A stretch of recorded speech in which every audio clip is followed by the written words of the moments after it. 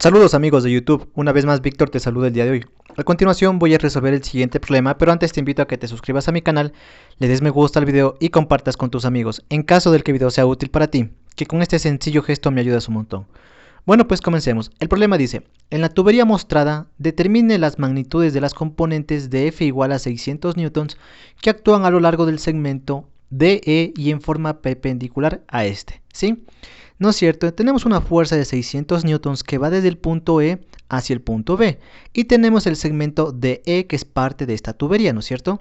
Lo que nos pide es calcular la fuerza cuando se proyecte en este eje, que sería la fuerza paralela al segmento DE y la fuerza perpendicular a este segmento, es decir, una fuerza cuyo ángulo con respecto a este segmento sea de 90 grados, ¿sí? Muy bien, entonces comencemos con nuestro diagrama, ¿sí? En nuestro diagrama tenemos tres dimensiones, eje X, eje Y, eje Z. Nuestro siguiente paso es dibujar la fuerza, ¿sí? En este caso dibujamos la fuerza dependiendo del caso en el que estemos. En este caso tenemos una fuerza cuando nos dan su punto inicial y su punto final, porque esta es la cola del vector y esta es la cabeza del vector. Entonces, yo sé que mi fuerza de 600 newtons va desde el punto E hacia el punto B, ¿no es cierto? Pero yo necesito saber las coordenadas de este punto, entonces vamos con el punto B. Las coordenadas son 0i más 2j más 0k metros. ¿Por qué? Nos hacemos las siguientes preguntas. ¿Cuánto me muevo en el eje X para llegar al punto B? No me muevo en el eje X, es por eso que es 0i. I es para el eje X. Ahora, desde el origen, ¿cuánto me muevo en el eje Y para llegar al punto B? Me muevo toda esta distancia que es de 2 metros. Al hacer este recorrido me acerco hacia el eje Y, por eso es positivo. 2J, J hace referencia al eje Y. Más, ahora, desde el último punto donde me quedé, ¿cuánto me muevo en el eje Z para llegar al punto B? De hecho, ya acabo de llegar al punto B, entonces no tendría que moverme en el eje Z, por lo tanto sería 0K. Y todo esto en metros porque las distancias están en metros. Y así se saca la coordenada del punto B.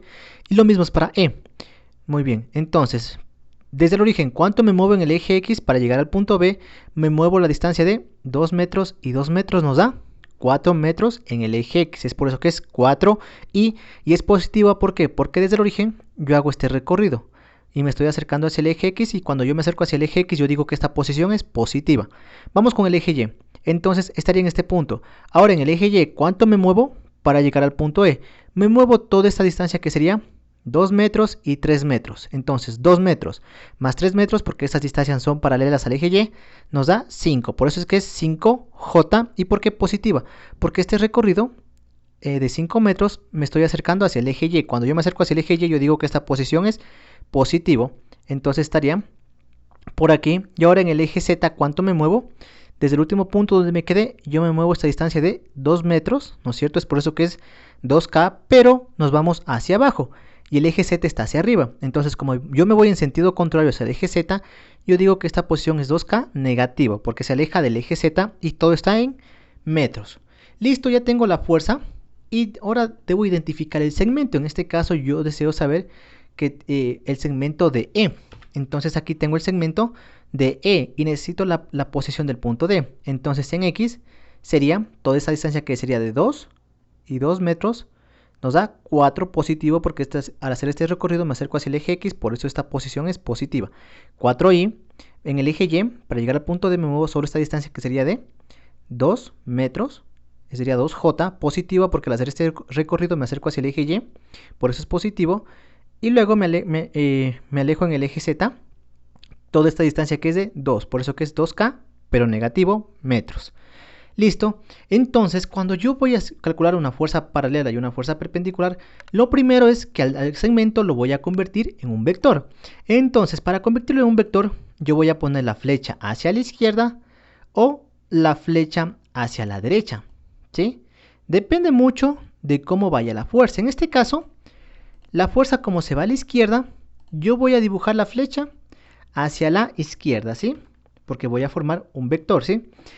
Y además me dice que cuando yo quiero encontrar las componentes de un ángulo, el punto que comparten la cola del vector va a ser el mismo. Es decir, si esta fuerza empieza en el punto E, el segmento de E también debe empezar en el punto E. ¿Listo? Entonces ya lo convertí al segmento en un vector. De este vector yo necesito un dato que sería el vector unitario. Y entonces una vez que yo tenga el segmento de E y yo tenga la fuerza, ¿sí? El siguiente paso es que en el punto final de la fuerza, yo voy a dibujar una línea que sea perpendicular al segmento. En este caso, aquí está el segmento y esta línea sería perpendicular. Es decir, que aquí hay un ángulo de 90 grados. Entonces trazo una línea perpendicular al segmento hasta el final de la fuerza D. Y en el final de la fuerza D, trazo una línea paralela al segmento de E, ¿no es cierto? Este segmento de E, trazo un elemento paralelo. Y en la cola del vector también trazo la misma perpendicular que había trazado en este punto que chocaba el punto final de la fuerza. Trazo la misma y se formaba un paralelogramo, ¿sí?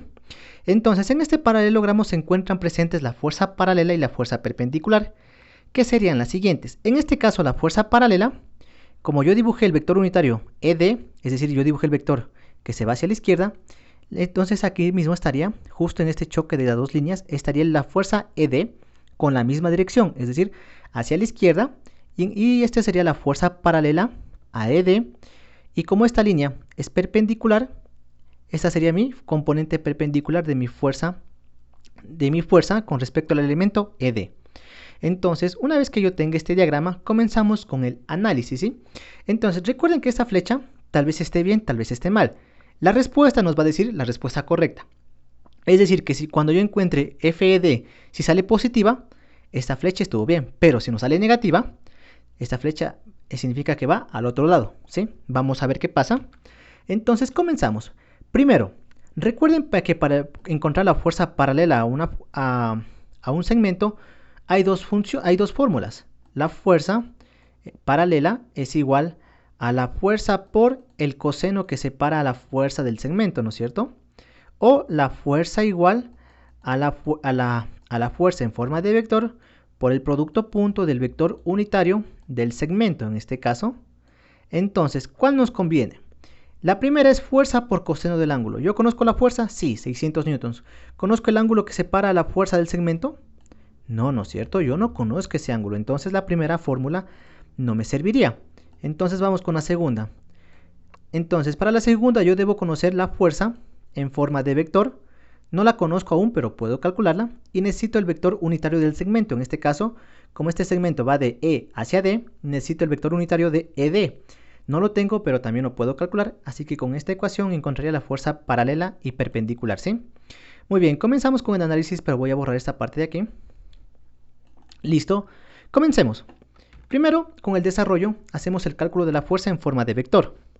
Entonces, la fuerza en forma de vector, cuando tengo punto inicial y punto final, es igual a la magnitud de la fuerza por el vector unitario que sigue esta fuerza. En este caso, la fuerza empieza en E y termina en B. Entonces, necesito el vector unitario EB. Reemplazo datos. La fuerza tiene un valor de 600 newtons. El vector unitario, para calcularlo, se divide, ¿no es cierto? En el numerador va el vector posición EB y en el denominador va la magnitud del vector posición. Entonces, ¿qué es el vector posición? No es más que una resta entre el punto final menos el punto inicial. El punto final es donde está la flecha, ¿no es cierto? Entonces, resto los dos puntos. Punto final, la posición del punto B, menos el punto inicial, la posición del punto E. Una vez que reste estos dos puntos, yo obtendré el vector posición EB. Y una vez que yo tenga el vector posición, puedo calcular su magnitud. La magnitud no es más que ¿qué? La raíz cuadrada de esta componente al cuadrado más esta componente al cuadrado más esta componente al cuadrado. Todo esto nos da un valor de 5.3852 metros. Entonces, si nos damos cuenta, en el numerador está metros y en el denominador está metros. Metros con metros se simplifica y simplemente queda newton, ¿sí? Bueno, el siguiente paso es dividir cada componente para este denominador. Y yo sé que el vector unitario ha sido menos 0.7428i menos 0.5571j más 0.3714k. Aplico la propiedad distributiva y estos 600 newton multiplica a la componente I, a la componente en J y a la componente en K y tendría la siguiente fuerza en forma de vector. Listo, ya tengo la fuerza en forma de vector, entonces vamos a anotar aquí que ya tengo la fuerza en forma de vector. Ahora, ¿qué necesito? El vector unitario del segmento, ¿no es cierto? El vector unitario del segmento de E. En este caso, como empieza en E y termina en D, porque yo así dibujé en mi diagrama, entonces necesito el vector unitario ED. El vector unitario es igual al vector posición ED dividido para la magnitud del vector posición ED. ¿Qué es el vector posición? Punto final menos punto inicial, ¿sí? Entonces, el punto final es el punto D, que sería 4i más 2j menos 2k metros, y el punto inicial sería el punto E, que sería 4i más 5j menos 2k metros. Haciendo la respectiva resta, me queda que el vector posición es 0i menos 3j más 0k. Y la magnitud del vector posición no es más que cuando ya conozca el vector de arriba, puedo calcular su magnitud. La magnitud es la raíz cuadrada de la componente i al cuadrado más la componente en j al cuadrado más la componente en k al cuadrado. Como estos son ceros y ceros, me va a quedar que la magnitud es de 3 metros. Metros con metros se simplifican, es por eso que todo vector unitario queda adimensional, es decir, sin unidades. Y el siguiente paso es dividir cada componente para el denominador. Al hacer esto yo sé que el vector unitario ED va a ser igual a 0i menos j más 0k. Y listo, ya tengo la fuerza en forma de vector, que sería esta fuerza de aquí, y ya tengo el vector unitario ED, que es el segmento. Entonces puedo calcular esta fuerza ED, ¿no es cierto? Porque el vector unitario ED es la dirección, pero yo todavía no conozco esta fuerza ED, que sería desde aquí hasta este punto de aquí, y voy a calcularla en este instante. Vamos a calcular la fuerza paralela al segmento ED.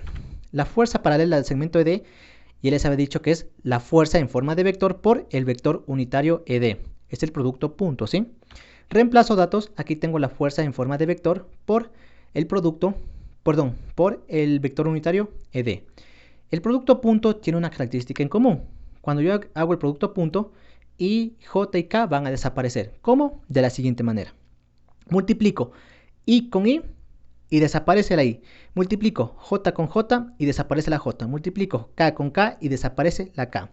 Entonces vamos I con I. Menos por más, menos sería 445.6688 por 0 y la I desaparece. Vamos con J. Primero los signos, menos por menos, más 334.2516 por 1, porque cuando no está el número se sobreentiende que es el 1. ¿Sí? Esto es en newtons.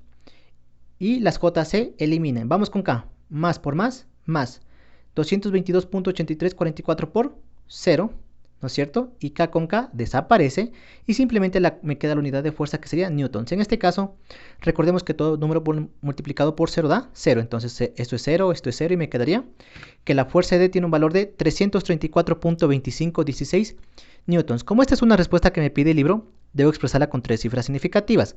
Es decir, los 3 primeros números, el resto borro y redondeo en el caso de que sea necesario.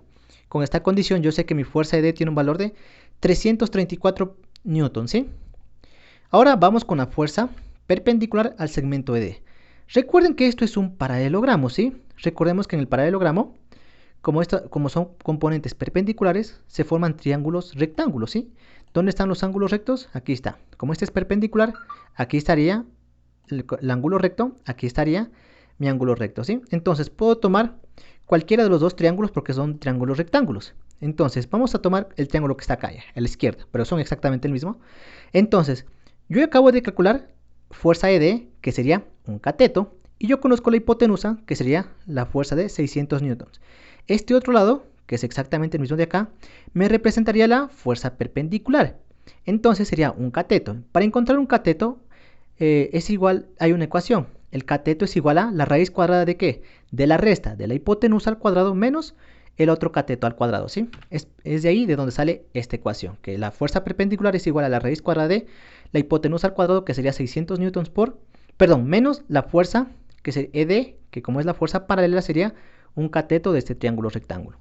Reemplazo datos, realizo la operación, y yo sé que mi fuerza perpendicular es de 498.2729 newtons, ¿sí?